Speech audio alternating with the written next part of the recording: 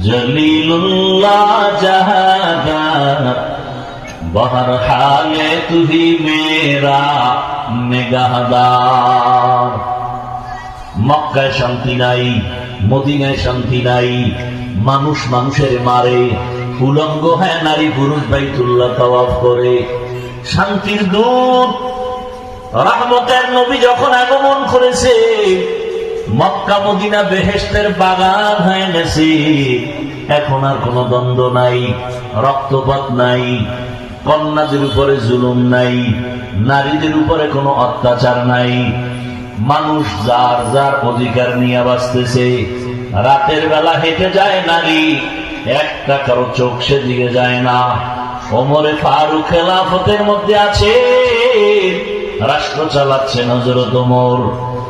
একা একা চলে, দিন রাতে কোনো বডিগার্ড নাই, সিকিউরিটি গার্ড নাই। রাতের বেলা ওমর গিয়ে দেখে আমার প্রজাদের কি হালাত।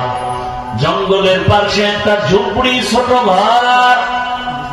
ওমর দূরত্ব বজায় রেখে দাঁড়ানো।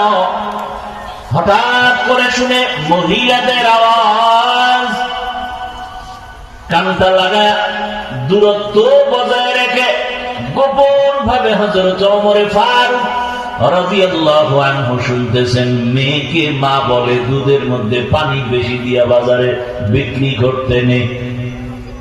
মেয়ে বলে ওমর যদি টের পায় কল্লা ফালায় দিবে।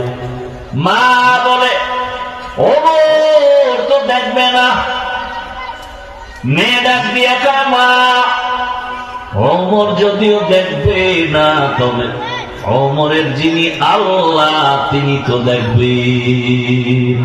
হরকে দার খৌফে হকদার দিল মাদার জন্নতুল মাওয়া দেহদ ও রামকাম জুজবাহতচি জে মখাদ ইনসুজা ফজলে ও আমস্তে দর জুমলা জাহা। ভাইরা আমার, মহিলা মেয়েকে বলতেছে ওমর দেখলে খবর আছে, না দেখলেও কে দেখবেন? ওমর কই? ওমর কই? ওমরে ফারুক রাদিয়াল্লাহু তাআলা আনহু এতটুকু আওয়াজ শুনে চলে গেলেন, বুঝতেও দিলেন না। পরের দিন আদালতে বসে লোক পাঠালেন, অমুক জায়গায় গিয়া ওই মা মেয়েকে ডেকে নিয়ে আসো। যখন ডাকছে, মায়ের চোখে পানি। ওমর বুঝি জানতে পারছে আজ আমার ফাঁসি ছাড়া উপায় নাই। কারণ ওমর এমন এক ব্যক্তি, কথার আগে তরবারি রেডি। ভয়ে আতঙ্কিত হয়ে গেল। ওমরে ফারুকের আদালতে যখন গেল, খলিফাতুল মুসলিমিন বলে মা